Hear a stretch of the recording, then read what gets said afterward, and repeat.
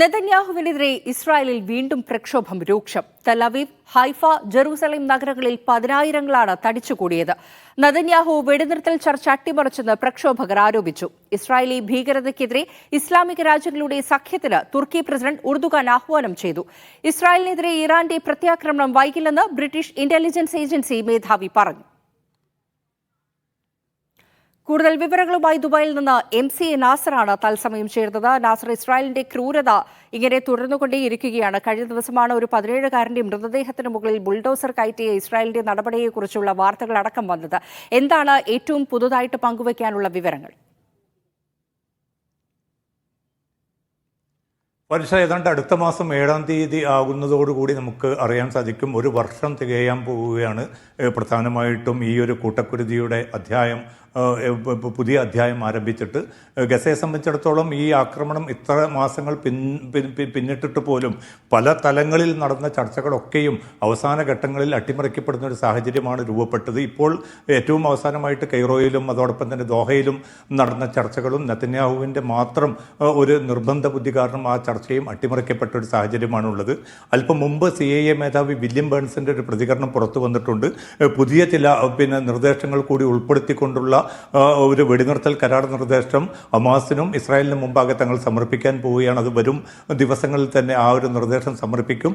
അതോടുകൂടി ഒരുപക്ഷേ ഈ വെടിനിർത്തലിലേക്ക് കാര്യങ്ങൾ നീങ്ങും എന്ന ഒരു പ്രതീക്ഷയാണ് വില്യം ബേൺസ് പ്രകടിപ്പിച്ചിരിക്കുന്നത്. അതേസമയം നെതന്യാഹുവിനെ സംബന്ധിച്ചിടത്തോളം അദ്ദേഹം നേരത്തെയൊക്കെ മുന്നോട്ട് വെച്ചിരിക്കുന്ന ആ നിബന്ധനകൾ തന്നെ അദ്ദേഹം ഉറച്ചു നിൽക്കുകയാണ്. നെസറിയും അതോടൊപ്പം തന്നെ ഫിലാഡൽഫി, ഈ 2 കോറിഡോറുകളിൽ നിന്ന് സൈന്യത്തെ പിന്മാറ്റുന്ന ഒരു പ്രശ്നം തന്നെ ഉദിക്കുന്നില്ല എന്ന ഒരു ഉറച്ച നിലപാടിൽ തന്നെയാണ് നെതന്യാഹു നിലയുറപ്പിച്ചിരിക്കുന്നത്. അതുകൊണ്ട് തന്നെ ഏതെങ്കിലും അർത്ഥത്തിൽ അടുത്ത ആഴ്ചയോ അല്ലെങ്കിൽ ഈ ഒരു വർഷം തികയുന്നതിന് മുമ്പോ ഈ കരാർ യാഥാർത്ഥ്യമാകുമെന്നൊരു പ്രതീക്ഷയില്ല.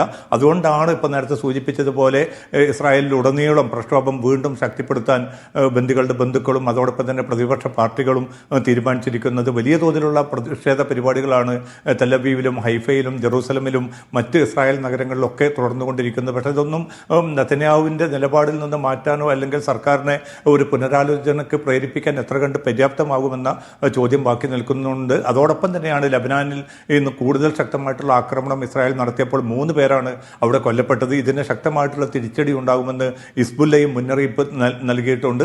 ഏതായാലും കലുഷിതമായിട്ടുള്ള ഈ സാഹചര്യത്തിൽ എന്തെങ്കിലും പ്രതീക്ഷ പകരുന്ന ഒരു നീക്കം പോലും ഇല്ല. നേരത്തെ വെടിനിർത്തൽ കരാർ ചർച്ചകളിലേക്ക് വന്നു കഴിഞ്ഞാൽ നമുക്കറിയാം, ഇത് ഇടയ്ക്കിടയ്ക്ക് ഈ വെടിനിർത്തൽ ചർച്ചകൾ നടക്കുന്നതാണ്.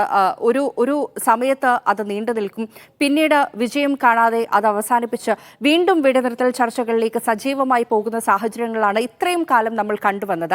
ഇതിപ്പോൾ നെതന്യാഹു തന്റെ നിലപാടിൽ ഉറച്ചു നിൽക്കുകയാണെങ്കിൽ ഈ ഒരു വർഷം, ഗസ യുദ്ധം തുടങ്ങിയിട്ട് ഇസ്രായേലിന്റെ ക്രൂരത തുടങ്ങിയിട്ട് 1 വർഷമാകുന്ന സാഹചര്യത്തിൽ ഇനിയും നെതന്യാഹുവിന്റെ ഭാഗത്തു നിന്ന് ഒരു അയവ് വന്നിട്ടില്ലെങ്കിൽ ഇനി എന്ത് എന്നുള്ളൊരു ചോദ്യം അവിടെ ബാക്കിയാവുകയല്ലേ?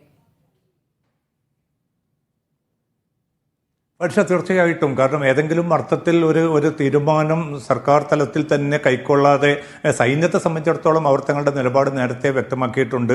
കാരണം ഈ 100-ലധികം വരുന്ന ബന്ദികളെ ജീവനോടുകൂടി തന്നെ ഇസ്രായേലിലേക്ക് തിരിച്ചു കൊണ്ടുവരിക, അതിന് ഈ ഹമാസുമായിട്ടുള്ള ഒരു അനുരഞ്ജന ചർച്ചയല്ലാതെ മറ്റൊരു മാർഗമില്ല എന്നാണ് സൈനിക നേതൃത്വം ഒരുമിച്ച് തന്നെ ആവശ്യപ്പെട്ടിരിക്കുന്നത്. അതിൻ്റെ ഭാഗമായിട്ടാണ് സൈനിക നേതൃത്വം കൈറോയിലും അതോടൊപ്പം തന്നെ ദോഹയിലും പാരീസിലും ഒക്കെ നടന്ന ചർച്ചകളിൽ ഈ നിലപാടാണ് അവർ പങ്കുവച്ചത്. പക്ഷെ അവസാന നിമിഷത്തിൽ ഇതൊരു രാഷ്ട്രീയ തീരുമാനമാണ്, അതുകൊണ്ട് ആ തീരുമാനം കൈക്കൊള്ളേണ്ടത് താൻ മാത്രമാണ് എന്ന് പറഞ്ഞുകൊണ്ട് പ്രതിരോധ മന്ത്രി യോവ് ഗാലന്റിനെ പോലും തിരുത്തുകയായിരുന്നു നെതന്യാഹു ചെയ്തത്. അതുകൊണ്ട് അമേരിക്ക ഇത്ര വലിയ സമ്മർദ്ദം ചെലുത്തിയിട്ടും ഒരുപക്ഷെ അമേരിക്കൻ പ്രസിഡന്റ് തെരഞ്ഞെടുപ്പിന് ഇനി വളരെ ചുരുങ്ങിയ സമയം മാത്രമാണ് ബാക്കിയുള്ളത്.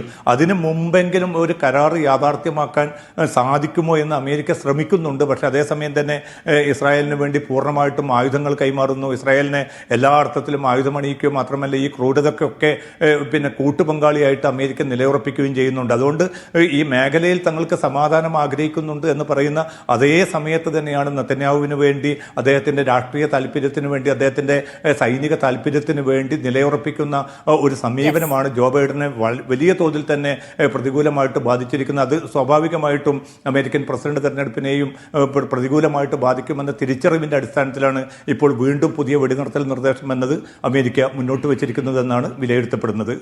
ശരി, എന്തായാലും ഇസ്രായേലിൽ വീണ്ടും നെതന്യാഹുവിനെതിരെയുള്ള പ്രക്ഷോഭം രൂക്ഷമായിരിക്കുകയാണ്. MC നാസറാണ് വിശദമായിട്ടുള്ള വിവരങ്ങൾ നൽകിയത്.